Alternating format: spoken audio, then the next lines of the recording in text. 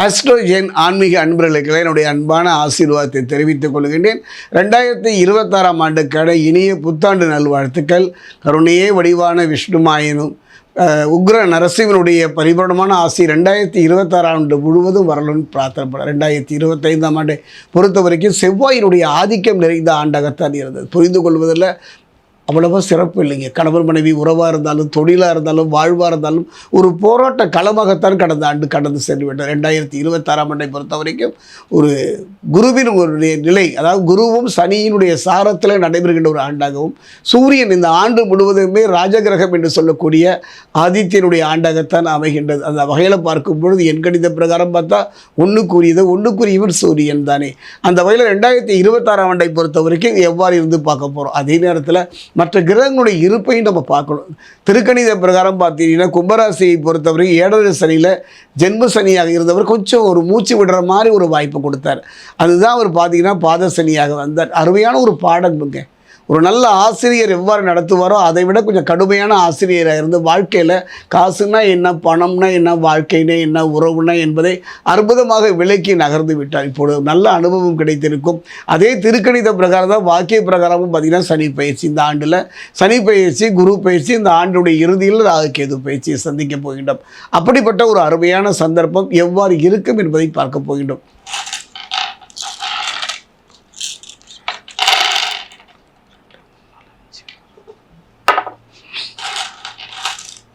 அவிட்டம் 3-4. அடுத்ததாக பார்த்தீங்கன்னா சதயம்.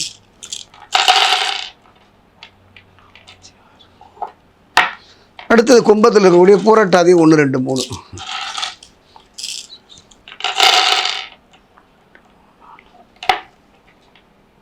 ஆஸ்ட்ரோஜென் ஆன்மீக அன்பர்களே, அருமையான சந்தர்ப்பங்க. கும்பராசியை பொறுத்த வரைக்கும் சனி பகவான் ஒருவரே நம்முடைய கர்மாவுக்கு ஏற்ற பலனை தொடர்ந்து தருகின்றார். யோகக்காரர்கள் என்று சொல்லக்கூடிய ராகு தருகின்ற யோக பலன், நல்ல மனைவி, நல்ல பிள்ளை, நல்ல குழந்தை, நல்ல எல்லாமே இருந்தும் கூட ஏதோ ஒரு விரக்தியான ஒரு மனோநிலை. நம்முடைய கனவு இவ்வளவுதானா, இதை தாண்டி நம்மால் நகர முடியவில்லை என்று கலங்கிய ஆண்டாகத்தான் 2025 ஆண்டு. 2026 ஆண்டை பொறுத்த வரைக்கும் கும்பத்துக்கு இப்போ பார்த்தீங்கன்னா 7வது சனியில் ஜென்ம சனியாக இருக்கின்ற. அதை பற்றிலாம் கவலைப்படாதீங்க. காரணம் ஜென்ம சனியில் வெற்றியை நோக்கி நகர்ந்தவர்களை, தொழிலில், வாழ்க்கையில் முன்னேற்றம் கண்டவர்களை நான் சந்தித்திருக்கேன். அந்த வகையில் பார்க்கும்போது சனி பகவான் இப்போ சனி செவ்வாயின் 4ஆம் பார்வை ராசியில், அதே நேரம் ராகுவும் 7ஆம் இடத்துல, யோககாரகன் என்று சொல்லக்கூடிய, ஞானகாரகன் என்று சொல்லக்கூடிய கேதுவும் லாபஸ்தானத்தில் 4 கிரக சேர்க்கைகள். அது மட்டும் கிடையாதுங்க, குரு சனியின் பார்வை. அற்புதமான ஒரு சாதகமான ஒரு சூழ்நிலை 2026ஆம் ஆண்டு தொடக்கத்திலேயே நிலவுகிறது. நம்ம எப்பவுமே வாழ்க்கையில் அடிங்க நாம் எடுத்து வைக்கின்ற அடி நலமாக, வளமாக, பாதுகாப்பாக, வலுவாக அமைந்து விட்டாலே போதும் அந்த ஆண்டை எளிதில் கடந்து விடலாம்.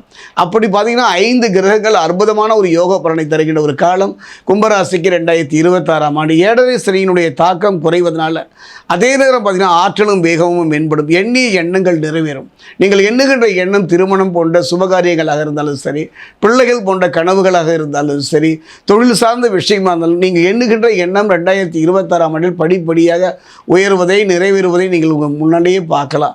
அதே நேரம் பார்த்தீங்கன்னா குடும்பத்தில் ஒரு அமைதி, நிம்மதி ஏற்படும். இது ஒன்று தாங்க. குடும்பத்தில் நிம்மதி இல்லாமல் கவலையோடு கலைந்த நிம்மதியை தொலைத்தவங்க வாழ்க்கையில் குடும்பத்தில் நிம்மதி, ஒரு சந்தோஷமும், கணவன் மனைவி உறவு மட்டுமல்ல, பெற்றோர் உறவு மட்டும், உறவினர்கள் மத்தியில் இருந்து வந்த மன கசப்புகள் எல்லாம் படிப்படியாக மாறுவதை உணரலாம். அதே நேரத்தில் பார்த்தீங்கன்னா குடும்பத்தில் அமைதியும் நிம்மதியும் ஏற்படும்.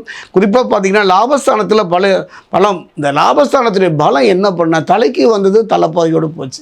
எந்த பிரச்சனைகள், அவமானங்களாக இருக்கட்டும், துயரங்களாக இருக்கட்டும், அத்தனையும் தலைக்கு வந்தது தலைப்பாதையோடு போச்சுக்கிற பிறகு கண்ணுக்கு தெரியாமலே மறைந்து விடுவதை இந்த 2026ஆம் ஆண்டு கவனிப்பீர்கள். அதே நேரம் வாங்கிய கடனை அடைப்பதற்கான அற்புதமான ஒரு சந்தர்ப்பம் இந்த காலகட்டத்தில் அமையும். கடனை அடைத்தால் மட்டும் போதுமா, கடனே வாங்காத ஒரு வாழ்வு வேண்டும் அல்லவா? அதற்கு காரணம் சனிதானே. அந்த சனி பகவானை பொறுத்த வரைக்கும் ஜென்ம சனியாக இருந்தாலும் கவலைப்படாதீங்க. நல்ல மாற்றம். மற்ற கிரகங்கள் துணை இருப்பார். ஒரு கிரகம் மட்டுமே கெடுபலனை நற்பலனை தந்து விடாது. மற்ற கிரகங்களுடைய இருப்பையும் பார்க்கலாம். ராசிக்கு பார்த்தீங்கன்னா குரு 3-10ஆம் அதிபதி, செவ்வாயே சம சப்தமாக பார்ப்பதனால குருமங்கள யோகம் இந்த ஆண்டினுடைய தொடக்கத்தில் பார்த்தீங்கன்னா அற்புதமான ஒரு யோகம்.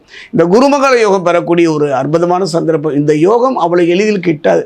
கிட்டாலும் கும்பத்துக்கு வந்து வந்து போயிடுச்சு. இந்த 2026 தொடக்கத்தில் குருமங்கள யோகத்தை பெறக்கூடிய ஒரு நல்ல சந்தர்ப்பம் கிடைக்கும். ஏதாவது பார்த்தீங்கன்னா கணவன் மனைவிக்கு இருந்து வந்த ஒரு பனி போர் அது விலகுகின்ற ஒரு சூழ்நிலை அமையும்.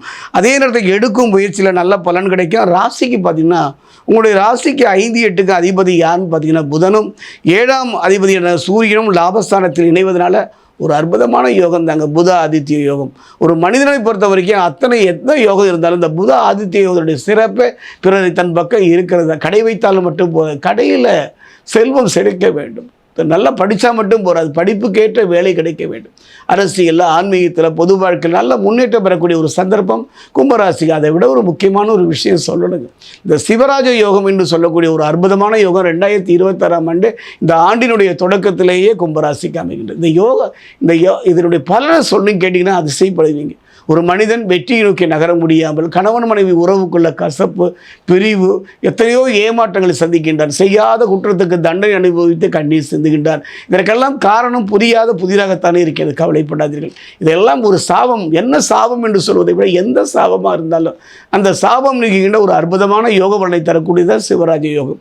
இந்த யோகத்தை நீங்கள் முழுமையாக அனுபவிக்கக்கூடிய ஆண்டு 2026. கவலையே படாதீர்கள். பொண்ணு வைக்கும் இடத்துல பூ வைக்கிற மாதிரி தொட்டது துலங்கும்.